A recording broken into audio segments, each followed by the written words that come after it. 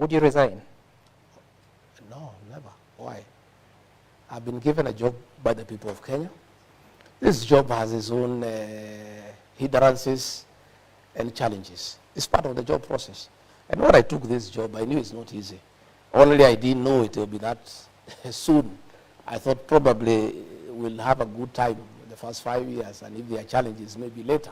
It's only that it has come sooner than we anticipated, and we had been given a commitment that this will not come.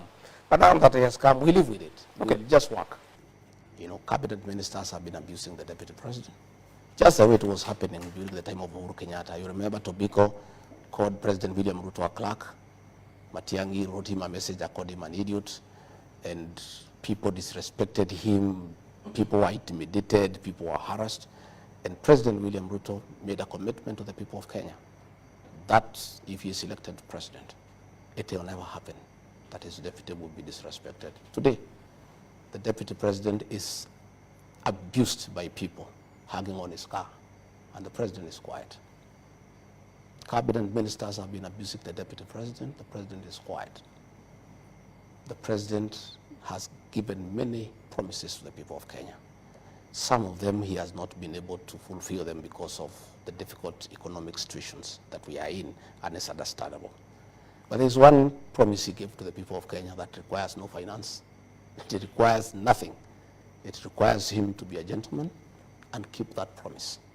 The promise he gave the people of Kenya, that under his presidency, his deputy will not be abused, his deputy will not be disrespected, his deputy will not be intimidated, his deputy will not be persecuted, his deputy will not be harassed.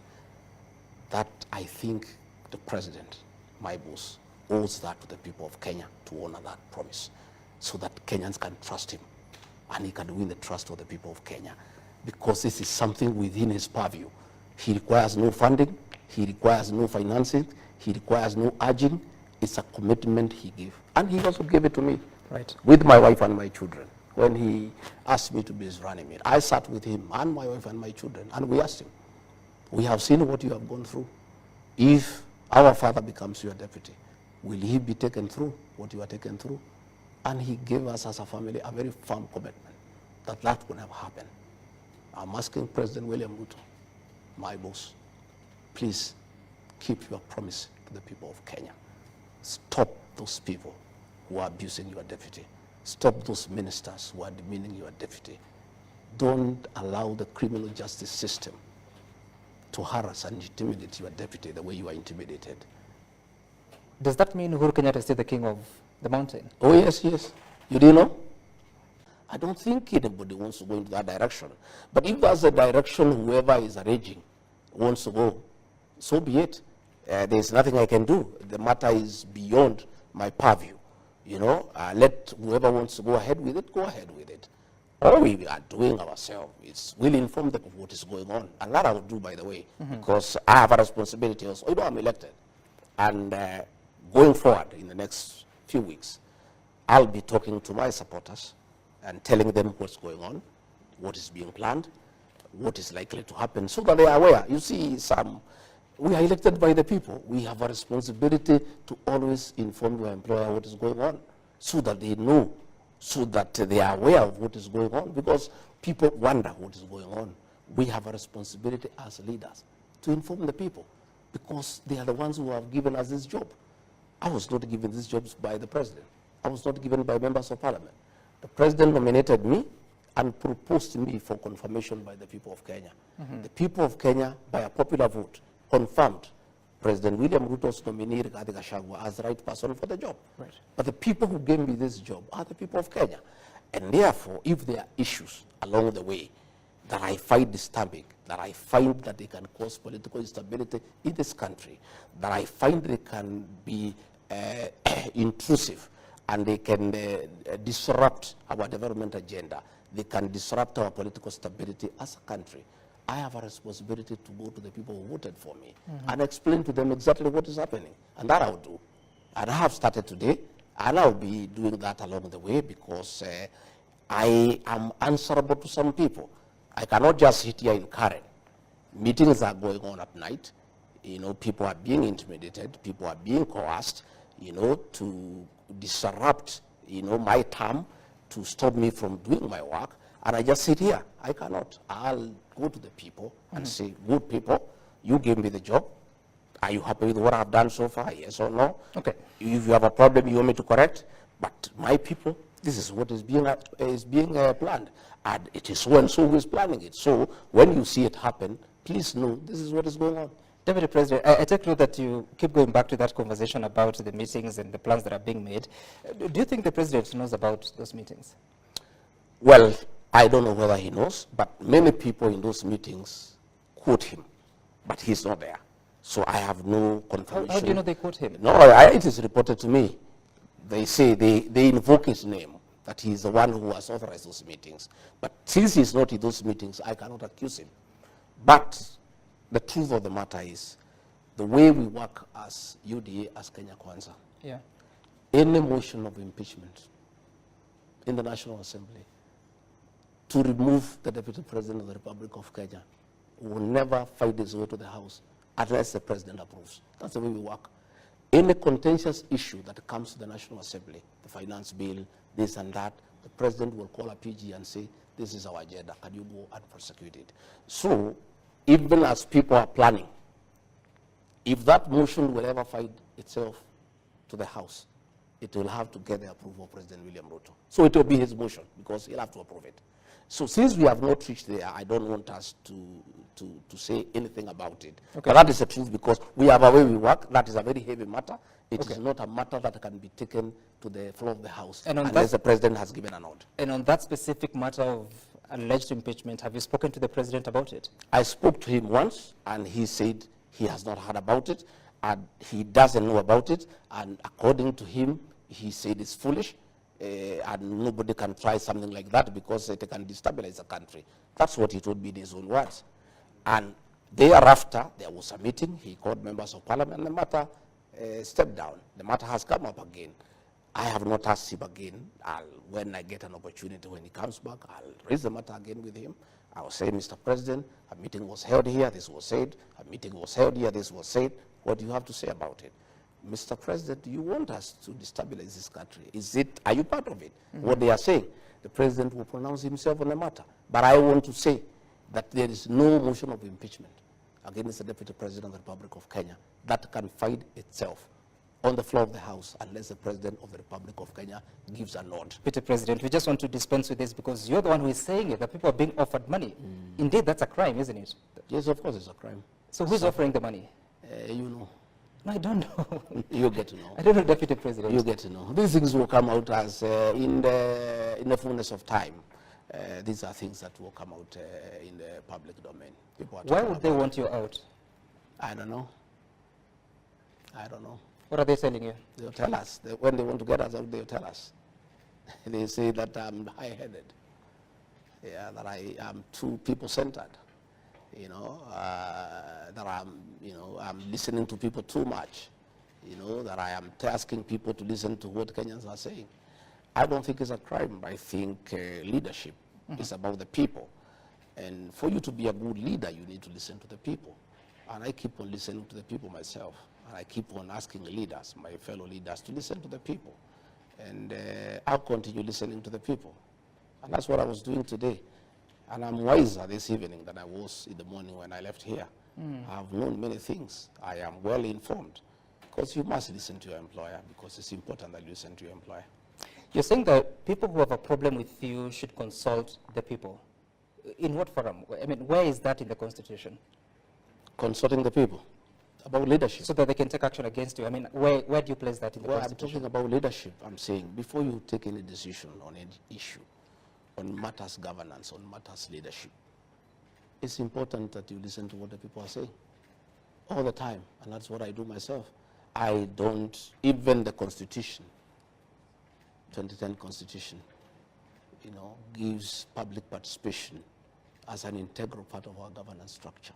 That anything that affects the people drastically, you need to listen to them. You need to go to them. You have seen many things going to court and being thrown out for lack of adequate public participation. Public participation is part and parcel of our life in this country, and more so in matters leadership, in matters governance. Deputy President, who told you there was a plan to impeach you. I am a consumer of information. When you call people for meetings, most of them are our people. When you coerce them, you intimidate them, you offer them bribes, they come and report to us. And, you know, what people must know is that people have loyalties. And you may talk to many people and tell them what you want them to do, and you think that you are keeping a very big secret. You know, we get to know these things when the meetings are going on, or immediately after the meeting. You know, meetings have been held in Nyahururu. We know what was being discussed. Meetings have been held in Kitusuru, you know, in the house of a cabinet secretary. We know what was being discussed. We know the amount of money that exchanged hands. How much All is these it? things are in the public domain. How much? Never, don't worry. Are you interested in the money yourself? Don't worry about, I don't think anybody will find any of that money, so you shouldn't be worried about the amount. But all these things that are happening, people know, and some, they have come of age. You've just now revealed there's a cabinet secretary. It was held the whole night in Nyahururu. There were only 28. There were 30. You know them. I don't know. Or have stepped away from you. Why is this? I don't bully anybody. As is the Nyeri people, I was a member of parliament doesn't turn up. There's somebody else who want to say hello, they're allowed to say hello. That's a very well attended. Because I have nothing to do with you. You know, I heard somebody saying that It's for you, because it is them that vote. that is their decision, Sam. My position is very, very clear. I was elected by the people of Kenya. Okay? It is the people of Kenya who will confirm whether I'm working well or not. But if members of parliament, How will they decide? if members of parliament Yeah. are persuaded, intimidated, coerced to remove me from office, so be it. The matter is there. It's that simple. There are no issues. One, I have no capacity to coerce any member of parliament. I have no capacity to intimidate any member of parliament. I have no money to bribe any member of parliament. If members of parliament want to impeach Deputy President Gachagua, so be it. If they have issues with him that are constitutional, that meets the threshold, and they want to go ahead and send him home for whatever crimes he has committed, there's nothing Gachagua can do about it. That is their purview.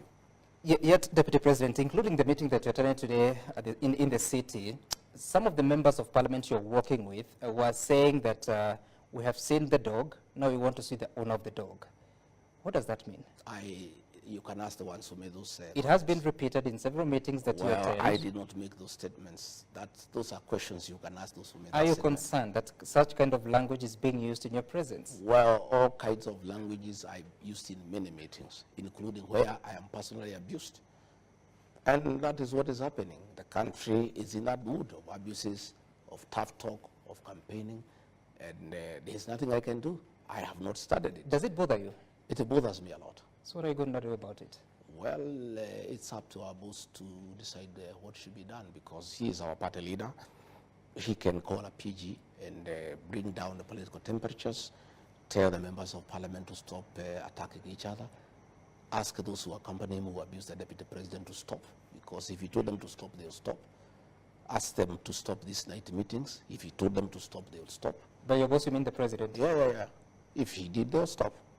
It's really him to provide leadership so that the country can go back to work. We have many challenges as a country.